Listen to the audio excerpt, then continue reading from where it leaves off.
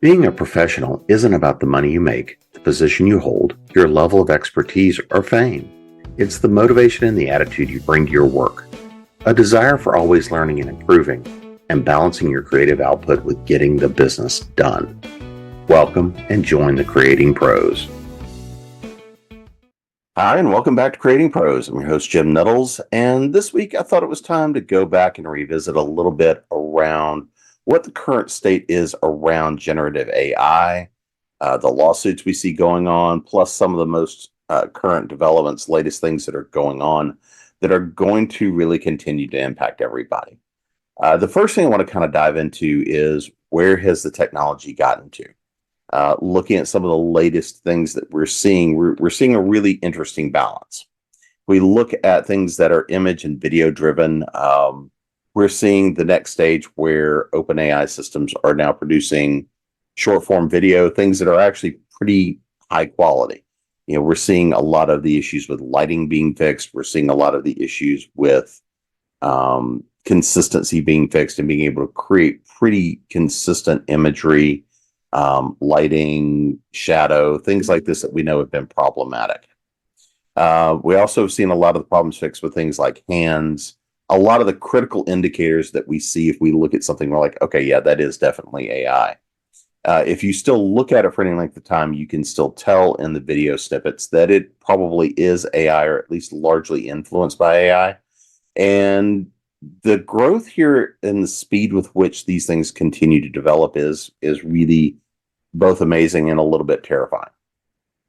And the reason I say that is, especially as we're moving into this political season, we know we're going to see a lot more of the deepfake kind of technology, things like that are coming up, things like that are going on, because we're already seeing more and more of it right now. The good news about that is this. We've now kind of gotten past that first level curve of how we're looking at generative AI. The good news is a lot of people now are becoming a bit more suspect of when they see something, hear something, is that real or is it Gen AI? The downside is there's still a ton more people that don't know how fast everything is moving and don't know how much to really question as to whether something is real or not. And this is going to be one of those things to continue to watch for as things go on through not only this political season, but keep going forward, period. And when we look at the text-driven models, if we look at specifically ChatGPT, things that are impacting the writing community, things that are impacting the development community, things that are impacting mathematical and sciences community. Well, the good news here is that most organizations now do have provisions in there that are starting to create the boundaries around what you can and cannot use these technologies for in terms of business and business relationships, work, jobs, things like this. In other words, people are now putting in the restrictions to say, no, you can't feed proprietary data into ChatGPT. Things like this that we would have thought would be obvious, but aren't. Other things where there are now better switches and monitoring that help control how much written material is being used in the process of training these engines, or being able to say, yes, do or do not use this to help train your systems, your algorithms, build the language models. This being said, I still don't necessarily know that we can entirely trust that sort of a thing that says, yeah, no, we're not going to train it with it. We're just doing X. Again, that's where we have to have an idea of what level of trust we're putting into any of these organizations. Now, the other side of that is this, one of the things that we've definitively been seeing is that the quality of the models continues to degrade. And so what do I mean by that? We keep seeing more and more where the systems are hallucinating much more. We see that the actual linguistic and writing quality has degraded a fair amount. Also, mathematical tests, things where early on we would see that the mathematical results, formulas, things that ChatGPT would be able to crank out and would make sense, were being 97, 98, 99% accurate. Now we're seeing in some cases the exact same tests, exact same models degrade significantly in terms of their performance, their accuracy, and their quality. What does all of this really mean for us? Well, looking in kind of that great scheme of life, what this means is caveat emptor. The challenges of how these models have been trained and what is coming out in future releases, what's coming out in the next iterations of the platforms, the things that are coming are going to be really kind of definitive and are going to set, I think, a lot of the pace for where these technologies are headed. That being said, again, use it at your own peril. One of the things that I am much more a fan of is we are seeing platforms starting to do a lot more in terms of flagging, limiting, restricting, and at least highlighting and outlining when AI and generative AI technologies are being used to create content.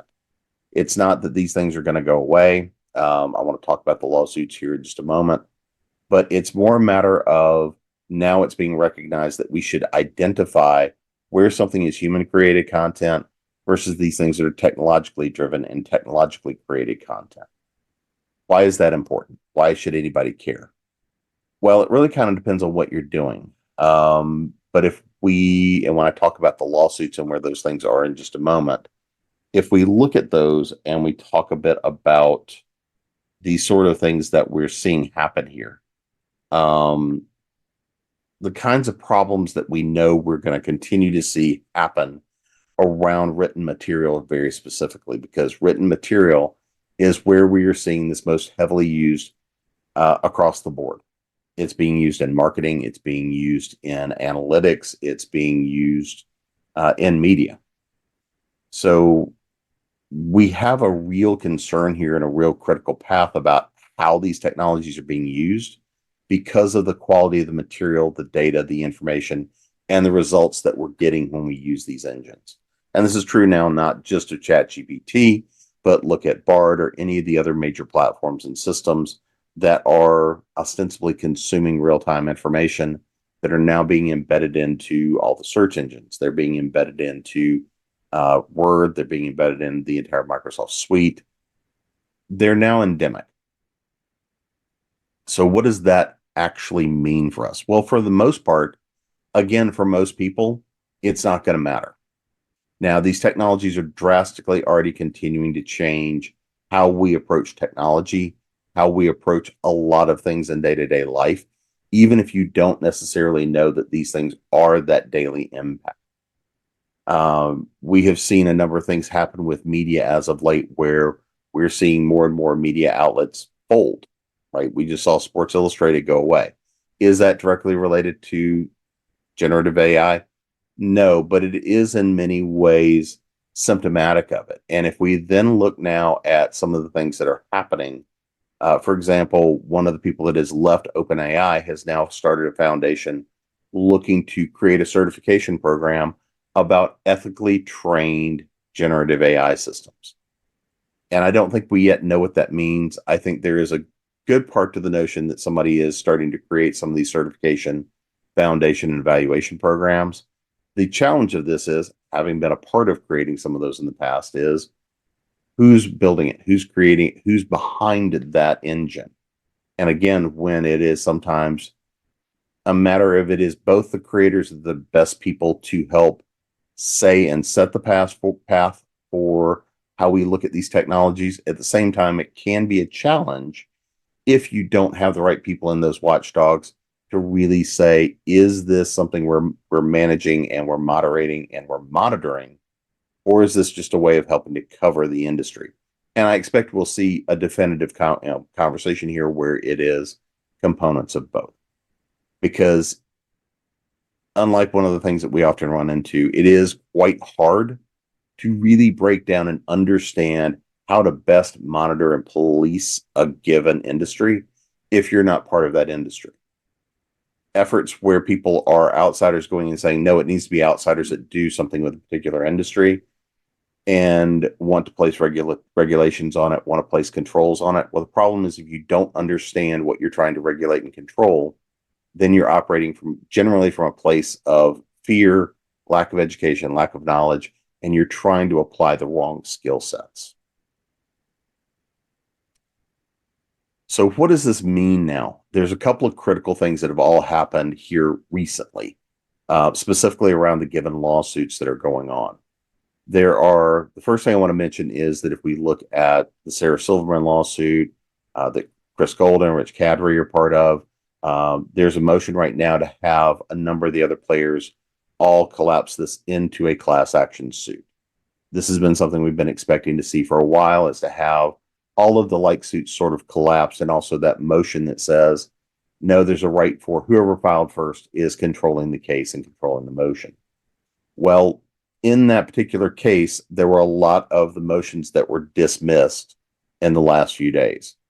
That does not mean that the case is over, because there are still components of it moving forward. However, I think that this is probably already starting to set some of the precedents we're going to see on how the case is being evaluated. The big tests that, according to the case and according to the filings, in short, were A, it was not meeting a standard with copyright violation that said, especially in written word, that you could specifically say what and how something was being impacted. Now, in earlier versions of all of these generative systems, ChatGPT and whatnot, you were much more likely to be able to find paragraphs and quotes and things like this that were definitively taken from a particular source.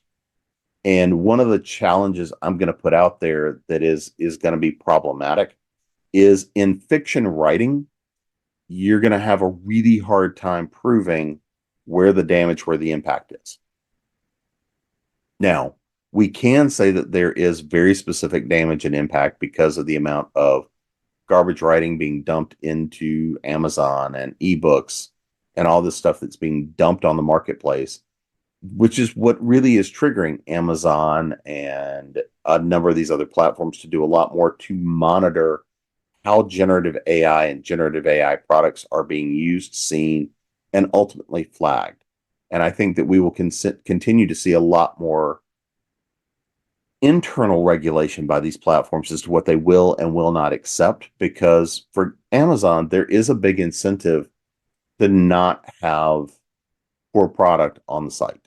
We've already seen this start to really impact things like KU, Kindle Unlimited, where so much AI generated garbage is hitting Kindle that they've put in limitations on how many books you can load in a day, how much you can do.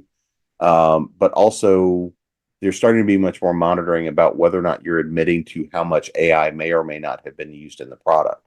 I think that we will continue to see that monitoring, and ultimately we will probably start to see some of these systems to be scrubbed out of poor quality product. This is also probably going to impact people who are putting generally poor quality product out there anyway, because even if it is or is not AI generated, there's probably going to be much more about saying, oh, okay, this isn't selling, this isn't moving, this is poorly written. And this is one of those places where Gen AI is actively now being used in publishing by publishing houses, is to rate and qualify the quality of work. It's also being used to help gauge and determine, was it generated by AI, very likely. Now, nonfiction is a very different and much more interesting scenario, because right now the Times suit, which is looking and saying, well, we're generating news and news media. At what point is something news or not?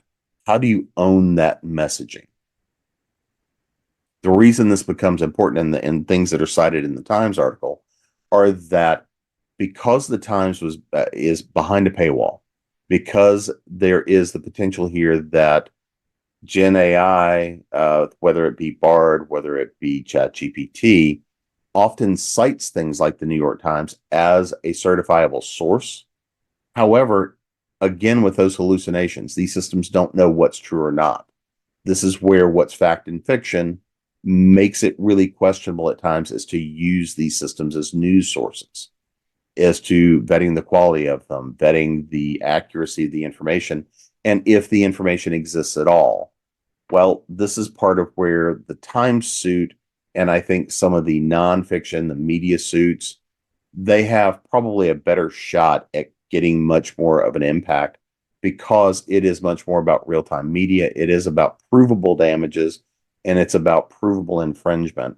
versus necessarily as easily showing that a given piece of fiction was used in helping to train and drive these engines. Now, again, I am a personal believer that the way that these systems, especially earlier on, were trained is definitively problematic. But when we look at how the lawsuits tend to be going, because the law tends to trail behind technology significantly, and there's a reason for that. Number one, the law is slow. The law is plodding. The law has to take into account not only what the written statutes are, it has to give time for legislators to come in and update those statutes, update what's happening in the law, but also has to give that time for society to determine what these impacts are. And we've seen this with every major technology in the last couple of 100 years. We saw a lot of this happen with early days of cars. We saw a lot of this happen in the early days of computing and media and Photoshop. And every time we get a major advancement, there's that movement and a question of what is better serving? Is it the technology and the innovation, or is it the fact that there need to be controls? Now, I am a firm believer that there need to be certain controls around generative AI systems. The question is, what are those controls, and who's going to be the one to both designate that as well as be the one to regulate that, monitor that? Because on the other side of things, I am still a free speech advocate. These are technologies that can be used and leveraged and be extremely powerful. The problem is also how bad actors can use these technologies in a plethora of ways. And yes, if you're somebody who thinks that you're going to plot up, drop a couple of prompts into ChatGPT and walk away with a book at the end of the day that you're doing nothing else with, and that makes you an author, no, it doesn't. You don't have copyrighted material. That is not a product of your mind. That is not something you developed and executed.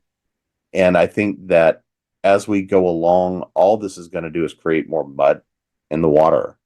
But on the other side, we're already starting to see the tools, the technologies, and the level of understanding of what these platforms are doing is now being absorbed into business and society as a whole, much like I would expect. Now, does this mean that there's not reason for frustration for creators out there? Absolutely not.